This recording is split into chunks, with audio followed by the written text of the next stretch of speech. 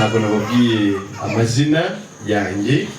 Uwo muganira nitwa Nshimiyimana, nkaba ndi umuvugabutumwa bwiza. Nyir'urugo yari yansabye ko twaganira uyu munsi, ndabimwemerera kubera ko nanjye nezezwa no guhumuriza imitima y'abantu, ariko nanjye ndakoresheje amagambo yanjye ahubwo nkoresheje ihumure rituruka mu ijambo ry'Imana, kubera ko Imana niyo ikora ikintu kigakoreka, niyo irema ikintu kikaremeka, niyo yakomora uruguma, niyo yakomora ibikomere, niyo yasana imitima yacu tukongera tugasubizwamo imbaraga, sibyo? Ubwo rero navuga nti ubwo Imana iduhaye uyu mwanya, reka mbizeze ko uko twari tubabaye ntabwo ariko tuzagukomeza kubabara. Uko byamera kose hari ikiza guhinduka, sibyo? Turirimba ngo ihindura ibyanze guhinduka, ariko nanjye nizeye ko uko byamera kose hari ikiza guhinduka, tukagubwa neza, tukagira ibindi byiringiro. Uko byamera kose ubuzima bugomba gukomeza. Hazabonekamo icyuho cyo kumubura, ariko byamera kose aho atari Yesu arahari, aho atari Imana irahari, aho atari Umwuka Wera arahari. Niyo mpamvu hariho ibyiringiro, niyo mpamvu hariho ubundi buzima, niyo mpamvu hariho kongera gukomera no gusubizwa mu imbaraga. Ariko wowe uri kuntega amatwi, kubera ko uwatuvuyemo we yamaze kugenda, ariko wowe uri kudutega amatwi, ndagira ngo nkubwire ibanga wakoresha kugira ngo umunsi tuzaba tuje kugusezeraho tuzabe tuzi neza ko ugiye mu ijuru, sibyo? Kugira ngo umunsi tuzagusezeraho, umunsi abazagusezeraho hari igihe wenda ntazaba mpari, ariko bazabe bazi ngo wowe wagiye mu ijuru. Ntabwo umuntu abona ijuru ku munota wanyu, aho kandi mukumve neza, ahubwo umuntu aba mu isi azi ko afite ijuru. Akaba ari nk'umwana uri ku ishuri, ariko azi neza ko amasomo narangiye azagira ute? Azataha mu rugo iwabo, akaba adashidikanya ko azataha kandi ko iwabo bazamwakira, sibyo? Natwe dukwiye kuba mu isi tuzi ngo hano duhura n'imibabaro, duhura n'imiruho myinshi, ariko dufite iwacu.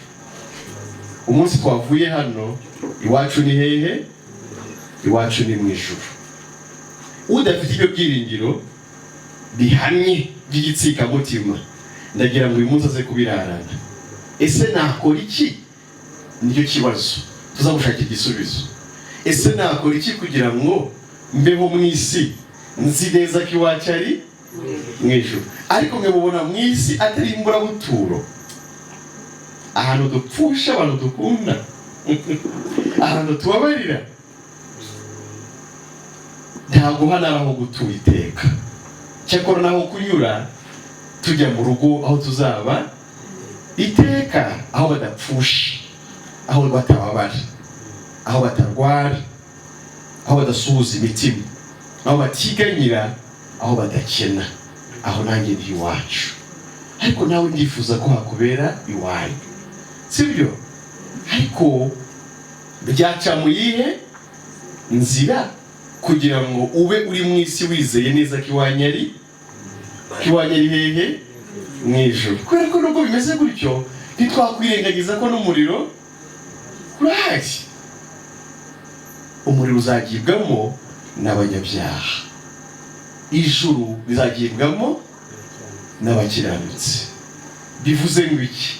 Bivuze ngo kugira ngo meze neza ko nzajya mu ijuru, nagombye kuba ndi iki? Ubwo ndi umukiranutsi. Ntibyumvikana se? Niba mu muriro hazajyayo abanyabyaha, mu ijuru hakajyayo abakiranutsi, kugira ngo mbe nzi neza ko nzajya mu ijuru. Nuko nakabaye ndi mu isi nzi neza ko ndi iki? Ndi umukiranutsi. Siko bimeze? Aha. Ariko se birashoboka ko umukiranutsi ni munsi y'ibibazo n'ibigeragezo n'amakuba? Birashoboka? Birashoboka ko byoroshye? Murakoze cyane, munsubije neza. Bati birashoboka ariko ntabwo byoroshye. Wababwira ko byoroshye se? Nta kintu cyoroshye, nta kintu cyoroshye nko kuba umukiranutsi. Mwari mubizi? Birabatunguye kubera ko bari mubwiye ngo ntabwo byoroshye. Ndagira ngo mubwire ko Imana yabyoroheje. Birashoboka ko waba mu isi uri umukiranutsi, ukaba wibitseho visa yo kuzajya he? Mu ijuru. Abantu disi njya numva bishimira kujya muri Amerika, kujya muri Canada, kujya mu Burayi n'ahandi. Ariko ndagira ngo uyu munsi dutunge visa yo kujya he? Mu ijuru. Twicare tuzi neza ko iwacu ari mu ijuru. Sibyo? Niyo mpamvu mpagaze hano, niyo mpamvu nanjye nanze kujya kuryama. Nibyo, ni umugabo mugenzi wanjye, nanjye ndi umupapa, mfite umudamu n'abana 3. Ndabyumva rero kubura umufasha ni ikintu gikomeye cyane. Niyo tuvanye ahantu twiriwe mu bintu byinshi, tugeze mu rugo na madame, niwe uri gushyashyana, niwe ujya kureba ibintu ko bimeze neza. Nubwo twese twananiwe, ariko we aba yumva byanze bikunze agomba no kumenya uko mu rugo byiriwe, abana bameze bate, nanjye akashakira izo kamambiri akagira gute. Kugera mu rugo rero wari umenyereye ko uhasanga umufasha, ugasanga ntahari. Ndabyumva nk'umupapa biragoye cyane. No kubana nuko akantu kose birukira kuri mama, ako bakeneye kose ni mama bazi. Ubwo rero nanjye byari ngombwa ko mba hafi y'uyu muryango, nanjye numva icyuho gihari uko kingana. Ariko ikiruta byose, ndashaka kubabwira uburyo mwaba abakiranutsi, kugira ngo nimwitahira musize iyi miruho muzabe mugiye he? Muzabe mugiye mu ijuru. Reka dusome amagambo makeya yo mu Baroma mu gice cya 3 ku murongo wa 21 kugeza ku 24. Mutega amatwi, sintinda kuko nabivuze, kuko icyo nifuza nuko musobanukirwa, kandi n'ejo tuzongera tuganire, sibyo? Abaroma gice cya 3 ni urwandiko Pawulo yandikiye Abaroma, cyangwa se bene data bari bari Roma, abakiranutsi b'i Roma.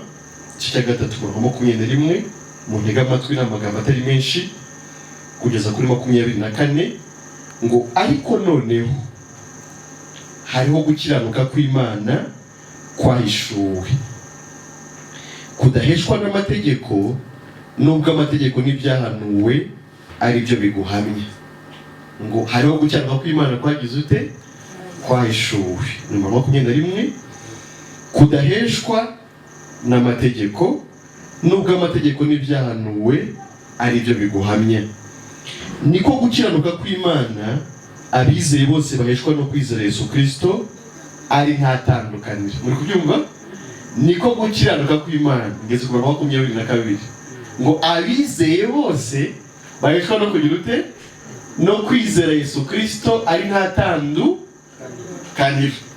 Hari gukiranuka abantu bose bizeye Yesu Kristo bagira ute? Bahabwa ari nta tandukaniro, kuko bose bakoze ibyaha. Abantu bose bakoze ibyaha ntibashyikira ubwiza bw'Imana. Mu 23, 24, ngo ahubwo batsindishirizwa n'ubuntu bwayo ibibahereye ubusa, kubwo gucungurwa kubonerwa muri Yesu Kristo. Amina. Sibyo? Muri kubyumva? Munsi busanzwe ku bwa kamere yacu, ku bwa kavukire yacu yo ku muntu witwa Adamu, twese tuvuga turi abanyabyaha, nta n'umwe uvuyemo. Nkorera ko uwo mubyeyi arananiwe, mukoreho yihangane gatoya. Mu busanzwe ku bwa kavukire yacu twese tuvuga turi abanyabyaha, tuvukana kamere y'icyaha, dukomora ku mukurambere wacu nde Adamu, niwe muntu wa mbere Imana yaremye. Ariko no kuba urupfu ruriho ni ukubera icyo cyaha cyane cy'Adamu. Imana yaramubwiye ngo umunsi wareba ku giti mubujije kuryaho no gupfa uzapfa. Nyine yakirenzeho, yarenze kuri iryo tegeko akiryaho. Gupfa rero yagombaga gupfa. Ibyo rero byabaye ubuhererekane kuba mukomotseho bose aho bava bakagera. Kandi ntabwo rwabaye urupfu gusa rwo gukurwa mu mubiri, ubundi ukuri gukurwa mu mubiri, ahubwo hari n'urupfu rw'iteka, aricyo twita kujya mu nyanja yaka umuriro n'amazuku, umuntu akabazwa by'iteka ryose. Tujyane. Niyo mpamvu abakiranutsi barapfa, sibyo? N'abanyabyaha bakagira ute? Bagapfa. Ariko itandukaniro, ntabwo abakiranutsi bazapfa urupfu rw'iteka, cyangwa urupfu rwa kangahe? Rwa kabiri, kujya mu nyanja yaka umuriro n'amazuku, sibyo? Twese tuzakurwa muyu mubiri. Ku bakiranutsi n'inyungu baba baruhutse imiruho n'imihati, bakajya kwibanira n'uwo bakunze by'iteka ryose mu buzima bwiza butagira ibyago. Ariko ku banyabyaha bo barapfa, ariko bamara gupfa bakajya kubabaza n'iteka ryose, bakava mu mibabaro y'ino si bajya mu yindi mibabaro irushijeho kuba mibi cyane, sibyo? Nivugiraga rero ko ku bwa kavukire yacu yo kwa Adamu twese tuvuga turi abanyabyaha, nta n'umwe uvuyemo, sibyo? Ibyo wakora byose, uko waba mwiza kose abantu bakagushima, ku Mana ntikubara nk'umukiranutsi hashingiye kuri rya vugo ryo kwa Adamu. Ufite kamere y'icyaha muri wowe, ibyo ukora byose bihinduka bibi imbere y'Imana. Niba mukuru bavuze ngo bose bakoze ibyaha ntibashyikira ubwiza bw'Imana. Ntibabirengagije ko hariho abantu beza muri sosiyete, abantu bashima b'inyanga mugari, sibyo? Bangeso nziza. Ariko bavuze ngo bose bakoze ibyaha ntibashyikira ubwiza bw'Imana. Bivuze ngo n'uwo nguwo ntabwo Imana ibara nk'umukiranutsi imbere yawe, hashingiye ko nawe ufite kamere y'icyaha. Abantu mukumve niryo pfundo ry'ibintu byose. Nta mukiranutsi w'ingeso nziza ubaho mu maso y'Imana hashingiye kuri ya kamere y'icyaha abantu bose bagize ute? Bavukana. Kandi umuntu akora ibyiza bivanze n'ibibi, ku buryo niyo wakora ibyiza byinshi wisanga hari n'ibibi wagize ute? Wakoze. Mu gice cya 7 cy'uru rwandiko ku murongo wa 15 kumanuka haravuga ngo ngerageza gushaka gukora ibyiza, ibi bikantanga imbere, sibyo? Umuntu wese nuko nguko ameze. None rero ibibi bivanze n'ibyiza ntabwo bihinduka gukiranuka imbere y'Imana. Oya, niyo bavuze ngo bose bakoze ibyaha ntibashyikira ubwiza bw'Imana. Ubwo ubwiza Imana yakwemera n'ubwiza nk'ubw'Imana nayo ifite. Mwakumva ako kantu? Bose bakoze ibyaha ntibashyikira ubwiza. Bivuze ko ubwiza Imana yemera n'ubwiza bwayo gusa. Noneho ubwiza bw'umuntu rero ni ibyiza bivanze n'ibibi. Ibyo rero bihinduka biri mu maso y'Imana. Ariko bavuze ngo iki rero? Ngo hariho gukiranuka kw'Imana kwahishuwe. None Imana yagaragaje uburyo abantu bashobora kuba abakiranutsi. Hariho gukiranuka kw'Imana bagize ute? Kwahishuwe, kudaheshwa n'amategeko. Niko bavuze, kudaheshwa n'amategeko y'Imana nabashije ngewe kugira ute? Kubahiriza. Nicyo bishatse kuvuga. kwereka amategeko avuga ngo n'uyubahiriza yose ugasitara kuri rimwe muri Yakobo 2:10 uzaba uyishe yose. Imbere y'Imana rero mu mategeko yayo nta muntu ugaragara ari umukiranutsi. Ntiwabura ibyo usitaraho uko byamera kose. Warisitaraho ukabuyishe yose. Umunezero. Ku Mana nta muntu ugerageza. Mubyo mufite mu 99% hariya ya 0% isigaye irakugira umunyabyaha. Muri murabyumva. Ngo ariko noneho hariho gukiranuka kw'Imana kwagize ute? Kwahishuwe mu kudaheshwa n'amategeko. Ngo nubwo amategeko n'ibyahanuwe ari byo biguhamya.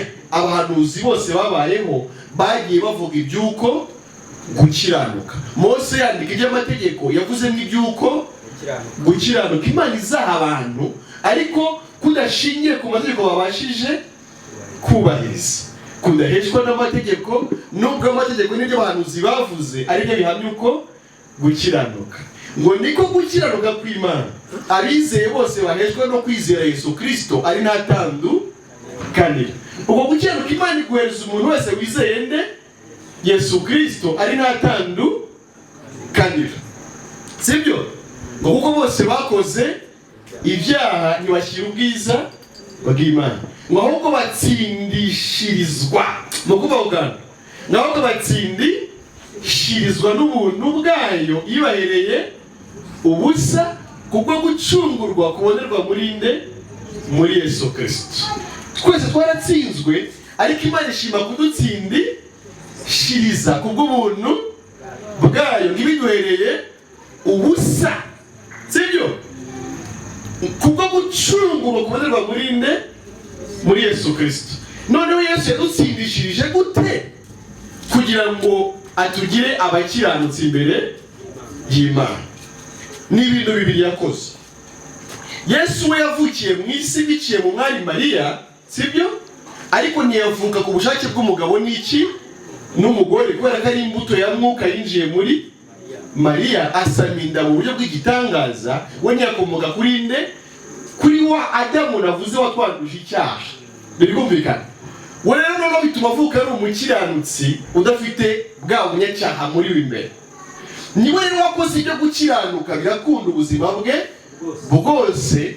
Imyaka 33 yamaze mu isi ngo yarageragejwe mu buryo bwose nk'acyo ariko ntigera akora icyaha. Umva amakuru meza. Nuko Yesu ari hano mu isi yari yaje kunshungura. Bivuze iki inshuti zanjye? Ndabikunda. Bivuze ngo ubwo Imana yasuzumaga Yesu hano mu isi ari gukiranuka adakoze icyaha na kimwe kandi ari ngewe yaje gucungura. Burya amanota Yesu yari ari kubona yari ari kujya kuri birote yanjye. Birote nicyo bita indangamanota mu yandi magambo, sibyo? Ngewe watsindiwe hano mu isi habonetse umucunguzi wanjye wagira ute? Aratsinda kandi yaje kunshungura. Bivuze rero ngo amanota y'umucunguzi ajya kuwo acungura. Sibyo? Yo nize Yesu rero nk'umucunguzi bivuze ngo nemeye ko ibyo yakoze bimbarwaho nk'ahari ngewe. Mugomba kumva Yesu neza. Nubwo ntabasha ngiye gutungana ariko nemeye ko hari uwatunganye mu cyimbo cyanjye witwa nde? Yesu. Imana nayo kuko yari yamwohereje gaje kunshungura ihita ifata kwa gutungana k'umucunguzi wanjye ikakunyandikaho nk'ahari nge watunganye. Birumvikana? Ngaho batsindishirizwa. Ndatsinzwe ariko nza kubona unsindi. Uzi ko bimeze? Ni nkuko nabura perimi bikanga neza. Ngakora bikanga. Ariko akaboneka umuntu ushobora gufata ishusho yanjye. Turi kubyumva? Agafata ishusho yanjye. Akambwira ati "Miri, wowe rekera aho ngaho. Ndashaka kuzagukorera ikizami cya perimi kandi uzagira ute? Uzagitsinda." Avuga ati "Wabugiriye neza." Akagenda ameze nk'uko nge ngaragara hano. agazwana n'irangamuntu yanjye, akaba afite ubushobozi bwo kwihindura nk'uko meze, akagendera kwinjira mu modoka bagakizana turebe ko ari wowe, bakareba bakabona isura n'iyaye, ubwo bushobozi arabufite sibyo, akinjira mu modoka bakamushyira muri circulation agatsinda tujyane, bakamujyana mu makona akarute agatsinda, bakamujyana muri parking agatsinda, bakamujyana muri demarage agatsinda sibyo. Ya perimi yasohoka ku mazina yande yanjye, ariko ninjye wakoze oya, ahubwo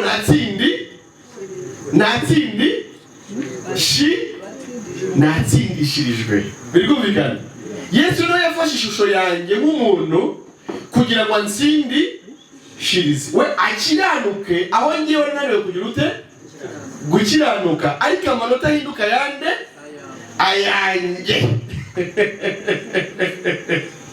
Iyo mvuze ngo ndi umukiranutsi, mbavuze ngo Yesu yakiranutse mu cyimbo cyanjye, kumwizera byamesheje amanota yande ya Yesu. Icyo ni kimwe. Amaze gukiranuka atagaragaye w'inenge, nanone yirutse igitambo cyera kizira inenge cyabasha gutambirwa ibyaha byanjye. Nanone Imana ifata ibyaha yakambazeho byose ibishyira kuri nde, kuri Yesu ntari nanavuka ngewe. Hashize imyaka irenga 2000 Yesu akoze uwo murimo wo kwishyiraho ibyaha byanjye sibyo. Noneho rero ibyaha nakabazweho nanone, Yesu yemera ko ari we Imana igira ute ibibaraho, yari yajaje. Hari umuntu uvuga ngo nabonye umukunzi mwiza, yaramunze ntamuzi disi sibyo. Abandi nabo bakavuga ngo Yesu wemeye gupfa umeze, Yesu wemeye gupfa umeze nk'intabwa, urwo twari dukwiye ni wowe rwahamye sibyo. Ntaranabaho ndamuzi, we anzi ko nzabaho, yemera ko ibyaha byanjye bijya kuri konte ye, kuko Imana ari umucamanza utabera, iravuga ngo n'igihano nagahanye mire ni we ndibugira ute ndibugihane. Yesu arabyemera. Urumva atari umukunzi mwiza, rwa rupfu rubi nagapfuye aba ari Yesu ugira ute urupfa. Kwa kujya mu muriro ngabazwa iteka ryose bwa bubabare aba ari Yesu ugira ute ubabazwa. Birumvikana igihano cyakangiyeho kijya kuri nde, kuri Yesu. Yesaya 53:5 yashenjagure gukiranirwa kwacu, igihano kiduhesha amahoro cyari kuri nde, cyari kuri Yesu. Abancunguwe no mu gihano nakabaye ari ugira ute uhanwa, aba ari we uhanwa. Reka tujyane. Niba Imana ari umucamanza utabera, ikaba yarafashe Yesu ikamubaraho ibyaha byanjye ntaravuka, ikabimuhanira byose idasize na kimwe, kubirandira ikambona n'umunyabyaha imbere yayo, mu butabera bw'Imana ubwo nabagira umunyabyaha, mu rukiko rw'Imana ubwo nabagira umunyabyaha oya, kubera ko Yesu yaje mu cyimbo cyanjye. Baramutse bagiye mu ngeso basanga nsindwa naro kugira ute naro guhanwa, ariko bajye kumbana bagasanga undi wamaze guhanwa mu cyimbo cyanjye, ngiye barandeka ntagira ute ngataha dumwe. Siko bimeze se? Bivuze ikire, bivuze ngo koko abari muri Kristo Yesu ntateka bazacirwaho. Ni amagambo ari mu gitabo n'uri cyangwa mu gice cya 8 guhera ku murongo wa mbere, ngo nuko rero abari muri Kristo Yesu ntateka bazacirwaho. Impamvu nuko ibyo twagaciriwe wari Yesu wagize ute wariciriweho sibyo. Mureke rero twizere urukundo rw'Imana.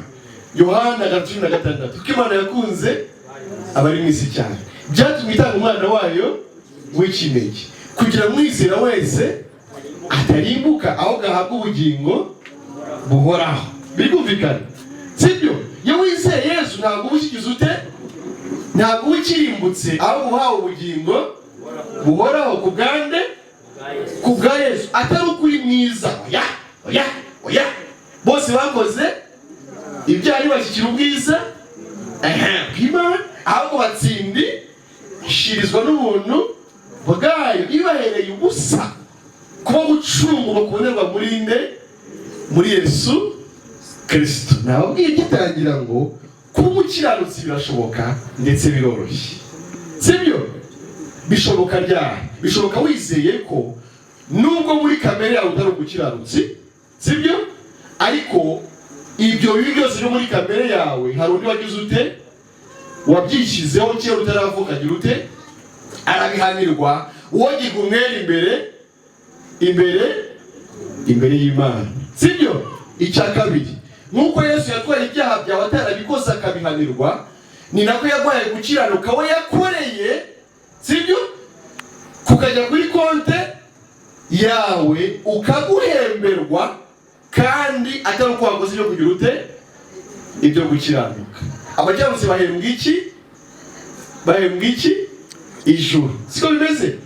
Abanyabyaha bagahembwa iki? Umuriro cyangwa urupfu. Ibihembo by'ibyaha, Abaroma 6:23 baravuga ko ibihembo by'ibyaha ari urupfu, ariko impano y'Imana ni ubugingo buhoraho muri Kristo Yesu umwami wacu, sibyo? Yesu yatwaye ibyaha ajya no mu rupfu, twebwe duhereza gukiranuka kwe kugira ngo tuzajye hehe? Mu ijuru. Ariko twitwaje gukiranuka kwande? Kwa Yesu, atari gukiranuka kw'ingeso zacu. Mwabyumvise, sibyo? Ibyo ubyizeye rero no uba mu isi uzi neza ko uzajya he? Mu ijuru, utabikesha imirimo yawe, ahubwo ubikesha nde? Yesu wakubereye umucunguzi, sibyo? Biragoye se? Ntago bigoye. Uzi ko abantu bazarimbuka nuko batekereza ko bazajyanwa mu ijuru n'imirimo yabo, kandi nta mirimo yawe yaguhesha kujya he? Mu ijuru, sibyo? Abantu benshi bavuga ngo bizera Yesu, ariko ntibasobanukirwa icyo Yesu yagize ute, yakoze. Stili n'ubundi bakaba bumva ikizabesha kujya mu ijuru ari ibyo bo bakora. Ntabwo bishoboka. N'aya magambo twavuze yo mu Byahishwe 13 ngo hahirwa abapfapfiriye nicyo cya mbere, sibyo? Ibiza kurikiraho nyuma ngo imirimo ijyane nabo ibaherekeje. Guherekeza burya utabonye no guherekeza wagenda, siko bimeze se? Umuntu uguherekeje si ubutumye ugenda, sibyo? Ubu ngiye mukamperekeza nagenda nishimye ko mbonye abamperekeza, ariko mutaramperekeje ikibanza ari gikomeye. Henga bapfapfiriye icyo ni gikomeye cyane, sibyo? Igiza kurikiraho ngo imirimo ijyane nabo ibaherekeje. Imirimo n'umuherekeza, ariko ntabwo ari ituma ugiye ugomba kujya. Birumvikana? Agera n'abamuherekeza nyine, siko bimeze se? Ariko ntabwo abamuherekeza aribo batuma umukwe amwemera, sibyo? Ahubwo umukwe yaramwemeye kera, noneho ku munsi wo gutaha ku mukwe akagira n'abantu bagira ute, bamuherekeza. Ntabwo ibirongoranwa aribyo bituma umukwe yemera umugeni, oya, cyangwa se amajyambere. Aba yaramwemeye kera banahuriye ahantu nta kintu ateruye. Nubwo tuzabaza ngo ese ngajya gupfa ngo ninde bavuganye ngo tumenye ko watuye ibyaha byawe, oya, tuba tuzi ko wizeye ko ibyaha byawe ahubwo byagiye kuri nde? Kuri Yesu, akabihanirwa kera ko nta rubanza ugifite imbere y'Imana. Ntabwo ibyaha byawe bikuvaho kubera ko wabyatuye, ahubwo ibyaha byawe bikuvaho kubera ko byagiye kuri nde? Kuri Yesu, akabihanirwa. Byaragukuyeho kera, icyari kigusigara no kubyemera gusa. Ese byakuvaho bikajya kuri nde? Ko Yesu nawe bitongera kumujyaho. Byamugiyeho kera, nawe abijyana hehe? Ku musaraba, anabihambanwa mu mva, azukanye icyaremwe gishya, ajyana nacyo hehe? Mu ijuru. Muri kubyumva? Ibyaha byatuveho bijya kuri nde? Kuri Yesu. Abari byazira nawe abisigaye hehe?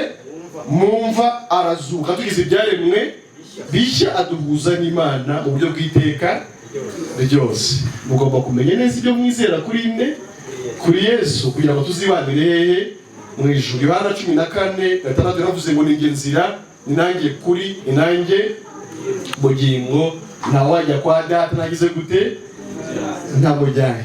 Bari bambwiye ko nakoresha nk'iminota 40, ndabona habura iminota 2 gusa. Reka mbashimire ko mwangiza amatwi, sibyo?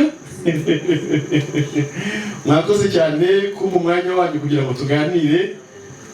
Hari abari gusinzira n'ibyo, ariko ntabwo nabarenganya, ni umunaniro, amasaha yakuze, hari n'abaturutse kure, niko ntekereza.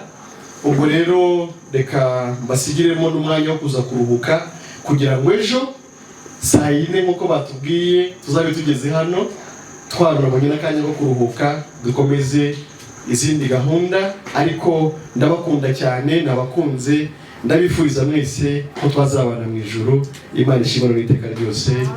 Amen. Turagushimiye Mana yacu, ise umwami wacu Yesu Kristo, wowe wahanze isi n'ijuru, impamvu byose biriho nuko wabishatse.